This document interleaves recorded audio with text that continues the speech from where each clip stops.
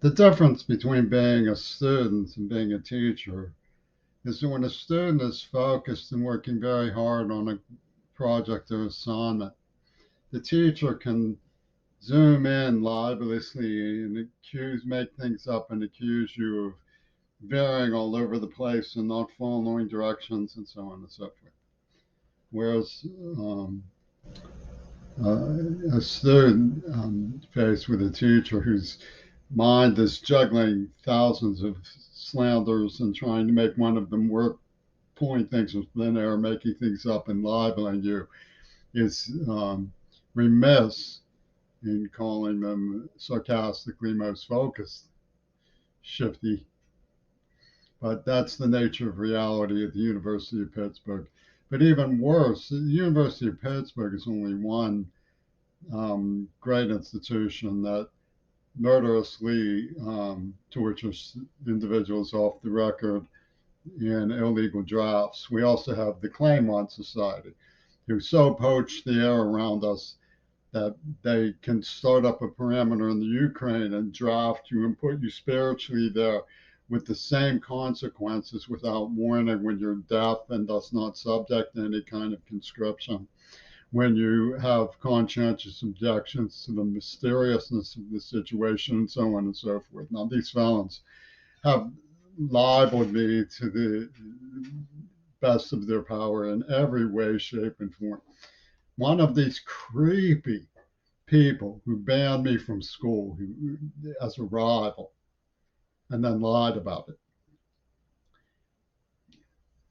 insinuates that what was the recent insinuation? Oh, that I could have saved John Lennon because I wasn't sure whether, when I heard that Jim Pellis had fired a BB at Mr. Fisher, having not been there, not know what to do, and having had the experience of trying to testify to authorities, and in fact having Bill Fisher himself maliciously accused me of stealing a book. And having seen these kinds of things, Robert Schwartz did in fact fire a BB at a passerby. That I could have saved John Lennon. This is their magic. This is their jugglery trick. Now, the truth is that John Lennon didn't die. He pulled a Houdini, and I had nothing to do with it. And there was no question that I was brainwashed to trust the girl who wrote the letters because Paul McCartney was working with her. That's all established. I mean, so you have, it's not a paradox, it's a magic trick. So Bill Fisher, to his credit, did actually try to help me. He sent me to Lecce Academy. I went there and enjoyed the presence of my black peers, and I wasn't afraid of them. Certainly not in the way I was afraid of white people. Black people have wronged me in my life, but they've also saved me from beatings, whereas white people who subjected me to beatings and ridicule and humiliation and incited black people to the best of their power, which isn't to say that black people were innocent. There's no stereotype of good or bad. In other words, the black man rescued me. The black man humiliated me. The black man used me as a voodoo doll. The black man, these were all different people. Bill Fisher would not have known what to do to save John Lennon. He would have said, throw the letters in the wastebasket, which I had certainly had the right to do. They were unsolicited letters. Instead, what happened was I was drowning in the sentiment that the Jewish had experienced a tragedy. Letters were double speak about that tragedy. So they ended up in my dining room cabinet. Anybody could have seen. There was no hiding them from family. There was no sense that they were anything other than one of the girls who was especially bright in the neighborhood, who had shown a proclivity to liking it. So I'm dealing with the criminally insane. It's a monstrosity that descended from Alpha Centauri. That's all it is. It has none of the libels or so-called art of the poachers who are murdering people and stalking people and misrepresenting what happened and jabbing me with pitchforks as the ball in their game. trying to get extrusion has any merits whatsoever. You can scroll back and look. He says, you did not get banned from school. You did not get banned from school. You could fact check that. I was banned from school. For what reason was I banned from school? I'll tell you why I was banned from school.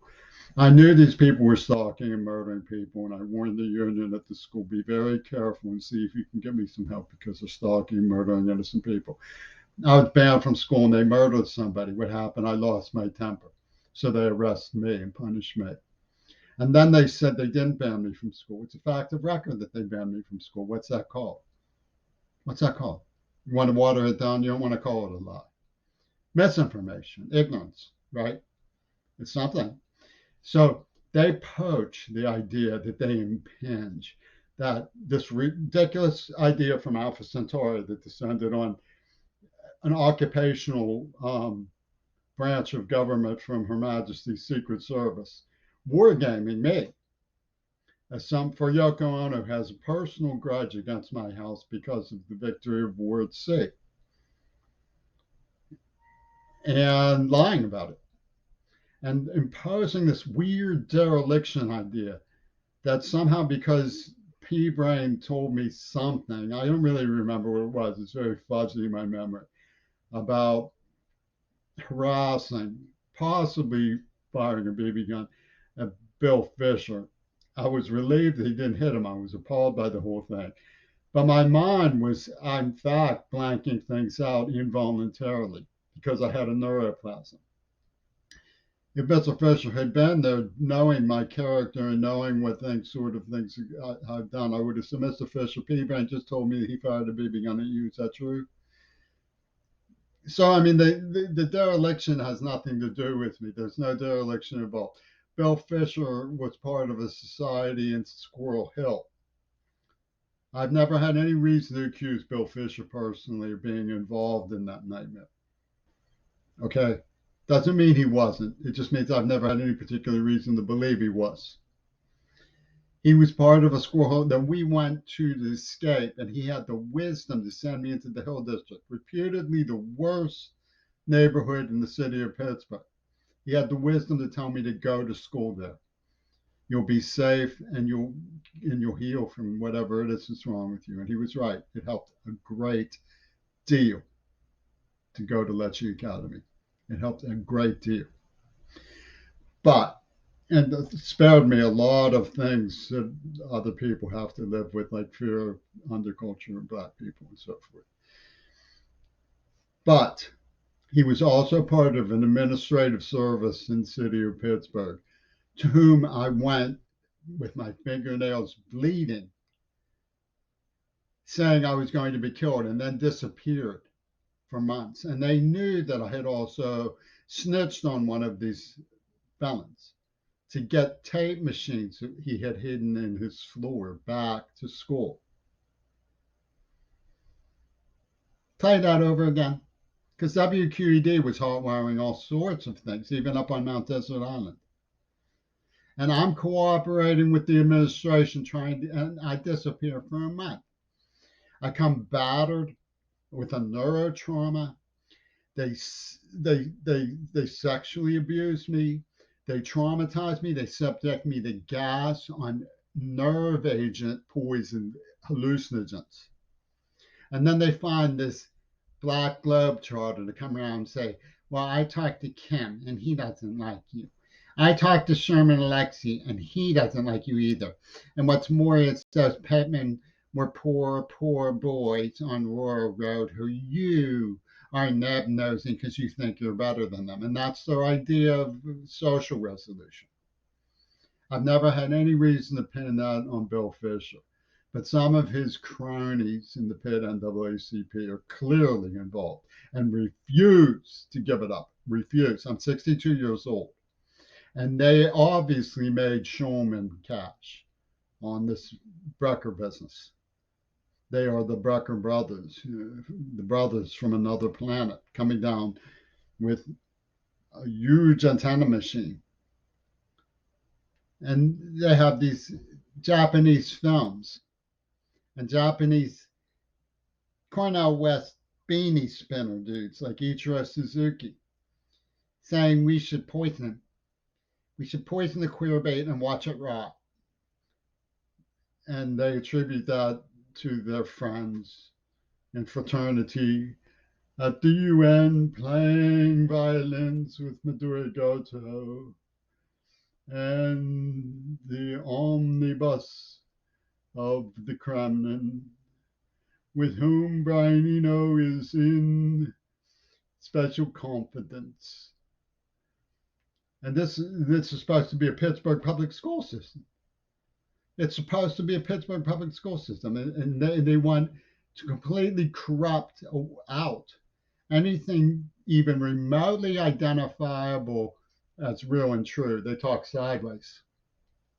P-Brain said something scary about what he was doing to harass Bill Fisher to Jimmy Queerbutt, and that proves that Bill Fisher could have saved John Lennon.